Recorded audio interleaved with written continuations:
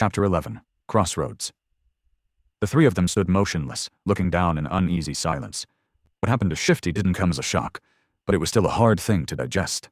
An ominous feeling settled in their hearts. Seeing the broken body of their companion, it was too easy to imagine one of them sharing the same fate. No one knew what to say. After a minute or so, Scholar finally sighed. It's a good thing that you took most of the supplies he had been carrying. A bit heartless, but not wrong, Sonny thought, giving the older slave a careful look.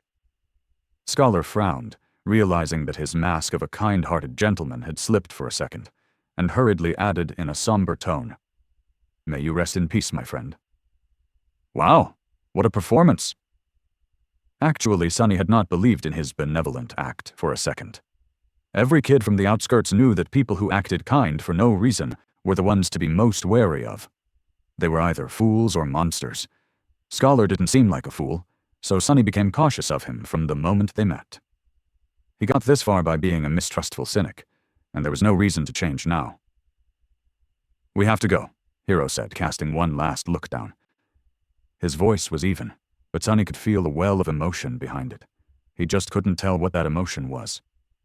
Scholar sighed and turned away too. Sonny stared at the bloodied rocks for a few more seconds. Why do I feel so guilty? He thought, bewildered by this unexpected reaction. He got what he deserved.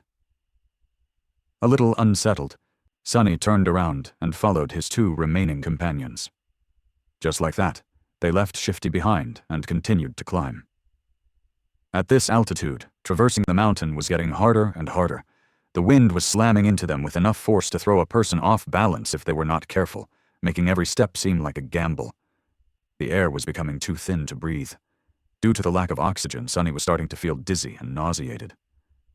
It was as though they were all slowly suffocating. Altitude sickness was not something one could overcome with effort.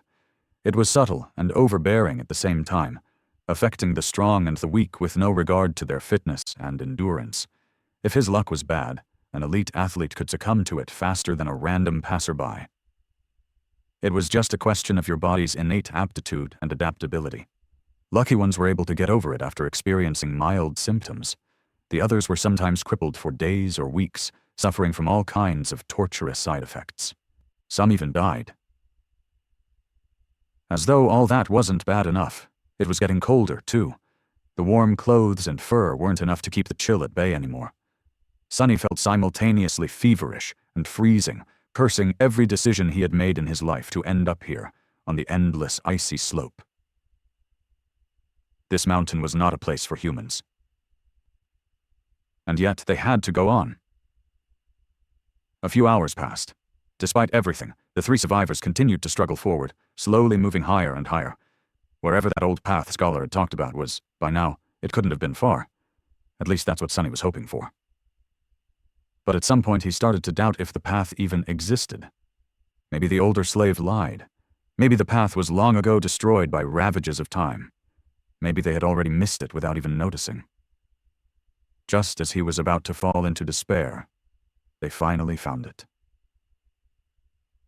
It was weathered and narrow, barely enough for two people to walk side by side.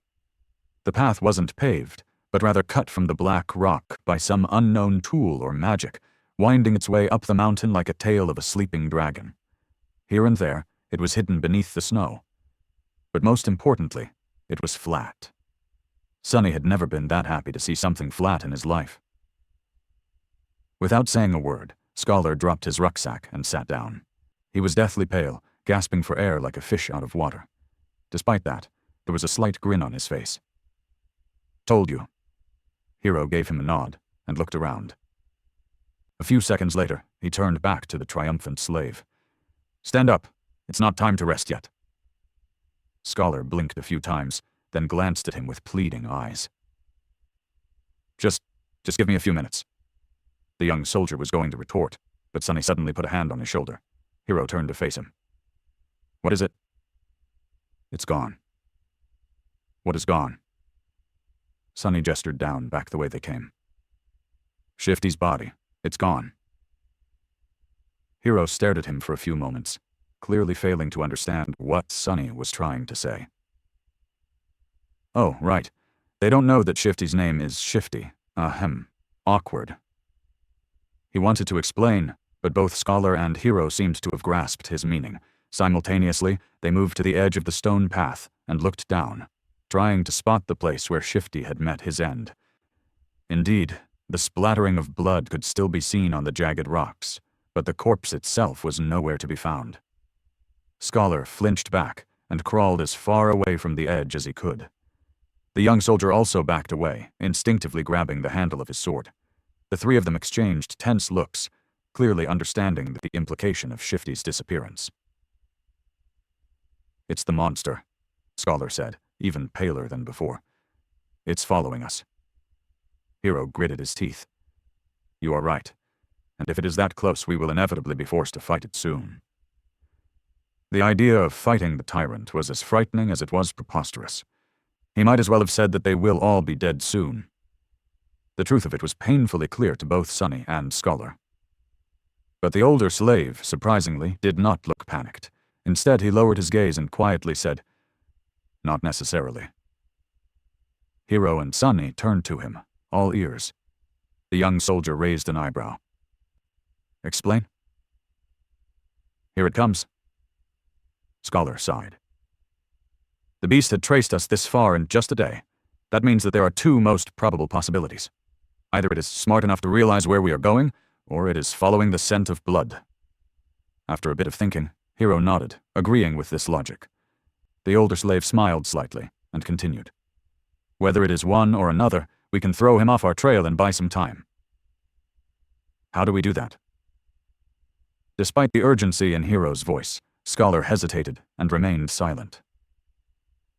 "Why are you not answering? Speak!" The older slave sighed again, and slowly, as though against his will, answered. Sonny was waiting for this moment for a while now. "We'll just have to make the boy bleed, drag him down the path, then leave him there as bait and go up instead. His sacrifice will save our lives." "Right on time." If Sonny wasn't mad and scared witless, of course he would have smiled. His judgment, it seems, was eerily on point. Affirmation was always nice, but not in the situation where being right also meant potentially being used as monster bait. He remembered the words Scholar had spoken back when Shifty was campaigning to have Sonny killed. "Don't be too hasty, my friend. The boy might prove useful later on." These words, which had sounded benevolent then, now turned out to hide a much more sinister meaning. What a bastard. Now it all depended on whether or not Hero would decide to follow through with Scholar's plan. The young soldier blinked, astonished. "What do you mean, make him bleed?" Scholar shook his head. "It's simple, really. If the monster knows where we are going, we have no choice but to abandon our plans to reach the mountain pass and go over the peak of the mountain instead. If the monster is following the scent of blood, we have to use one of us as bait to mislead it." He paused. "Only by leaving a bleeding man further down the path can we reliably avoid the pursuit, no matter how it is tracking us." Hero stood motionless, his eyes jumping between Scholar and Sonny. After a few seconds, he asked, "How can you bring yourself to propose something so vile?" The older slave masterfully pretended to look aggrieved and somber. "Of course, it pains me, but if we do nothing, all three of us will die. This way, at least the boy's death will save 2 lives. The gods will reward him for his sacrifice." "Gee, what a silver tongue. I'm almost convinced myself." The young soldier opened his mouth, then closed it again, hesitating. Sonny was silently watching the other 2 survivors, measuring his chances of coming on top in a fight. Scholar was already halfway to being a corpse, so overpowering him would not be a problem. Hero, however, Hero presented an obstacle.